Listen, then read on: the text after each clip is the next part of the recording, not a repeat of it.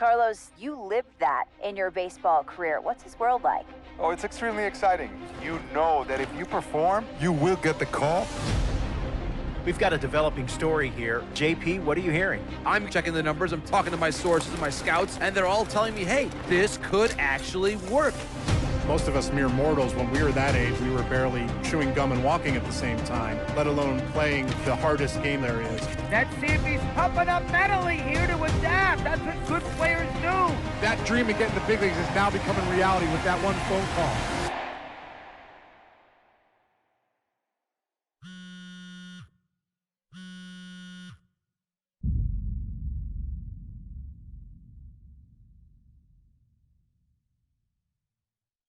Continuing our MLB Draft Day 2 wrap-up coverage, back to the prospect that we mentioned sides of the ball, and maybe that adds some value to him, but this made me scratch my head a little bit for sure.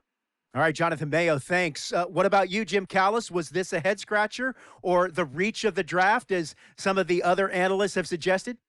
Yeah, you know, I talked to somebody with the team, and they're excited to get this guy. This is a guy they really want. And the 2 points the club made to me were, one, you know, this whole debate, is he a hitter, is he a pitcher, you know, what are you going to do with him? There was a lot of confusion. This team isn't confused. This team feels like he's got very good potential as a hitter and as a pitcher. They may even try to play him both ways. And they felt like there were a couple other teams that were starting to sniff around this guy. And, you know, this isn't the NFL or NBA draft where you could trade down to get a guy you want. If you want a guy, you have to take him because there's no trades. And they felt like if they didn't take him where they did, somebody else was going to get them, and they just absolutely did not want that to happen. Jim Callis, we appreciate the time. Thanks. A minor league. We hear all the time from people around the game that Double-A is where you start to see the breaking balls that are really set apart from what you've seen before. That can be a big challenge for a young hitter. Absolutely, and I think, you know, when you think back to you know, some of the pitchers that I faced, some of the guys that you face in the big leagues for 5, 6, 10 years, you're thinking, man, I saw him somewhere. Yeah, it was Double-A, because when you see most prospects of any organization, they pretty much go to Double-A just to get themselves over that hump and get ready for the league. You had a breakout season at the Double-A level yourself. What was it about you that enabled you to have that kind of campaign? I was very confident, and I thought, you know, if the confidence could just stay with me consistently, which is very hard to do at any level of baseball because it's a game of failure, I just try to be consistent every night, whether it was, you know, defensively, offensively, you know, just bring something to the table. Go home with something where you felt good, and I didn't have to think about that game when I went to sleep. The game's future stars are on display as minor league baseball comes your way on the show. Tonight, the second of 3 to start the week between the Biloxi Shuckers and the Birmingham Barons. We've got baseball on the show, and it's coming up next.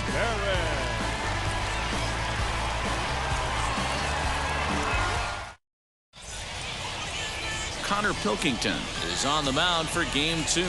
What's your take on him, Dan? Hey, this guy has a 4-pitch repertoire, right? And those are a lot of nice options to have. You can go hard, soft. You can go in and out.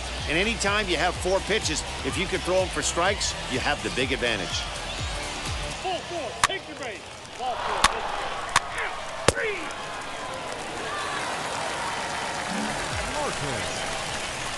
And stepping in, Remy Martin.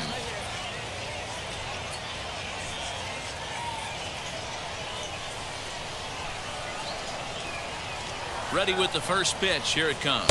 Curveball, and that misses in the dirt for ball 1. The offense better get it going right here, because they certainly can tell from their dugout this guy is carrying himself with a presence out on the mound. He's got feel for all his pitches.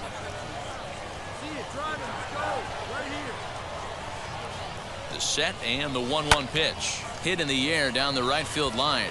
Right fielder is on the run. He gets there, and that's the second out.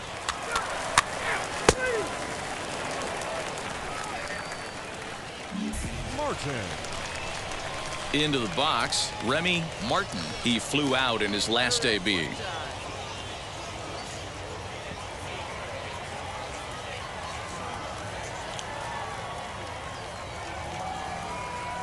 Wheels and deals. Here's the first pitch. Hey, I still believe in my heart the best pitch is a well-executed fastball down and away, and that's exactly what that is. He swings at that. That's off the end of the bat. That's not hard contact at all, and that's an easy out for the defense.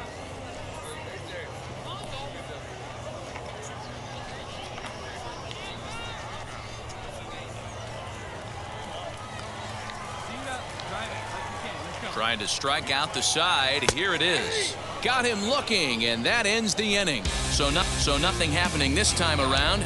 We're through 5 here at the ballpark, and the visiting club leads it 5-0.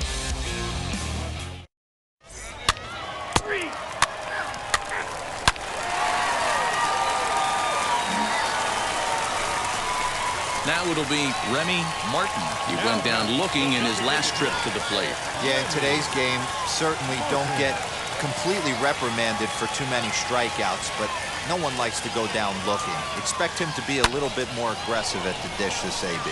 And that is down, as that could be 2 bases. And this will find the wall deep in the corner. And a relay to the plate is in time, and he's cut down at the plate as they team up to gun him down. He's trying his hardest to help his guys get back into the game, but this time he had no shot. Applaud the hustle, but the decision was a costly one. And now in the box, Billy Hamilton grounded out in his last at-bat. Martin is off at first with 2 away.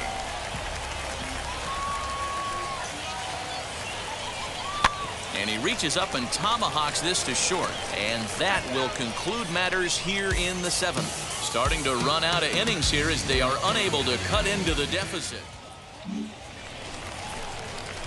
Now to the plate, Remy Martin singled in his last at-bat. Remy Martin.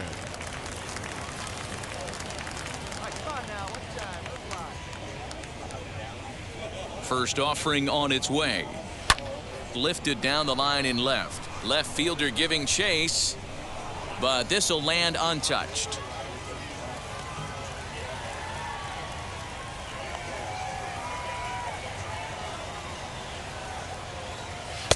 One and one.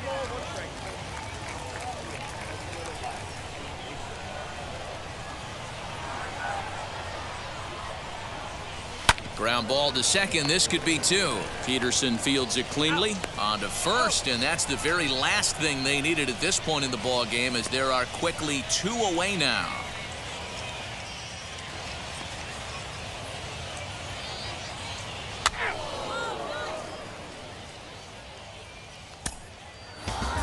Hey, it's hard to win games at any point, but to win games on the road, especially in this ballpark, so they are very happy with this win. And this evening's ends at a 7-2 finish. Biloxi jumped out to an early lead in the first and never looked back. Ethan Small gets the win on the mound, his first of the year. Connor Pilkington was only able to work 4 innings as he takes the loss. So that just about does it for Mark DeRosa, Dan Plezak, and our entire crew. I'm Matt Vasgersian. You've been watching ML.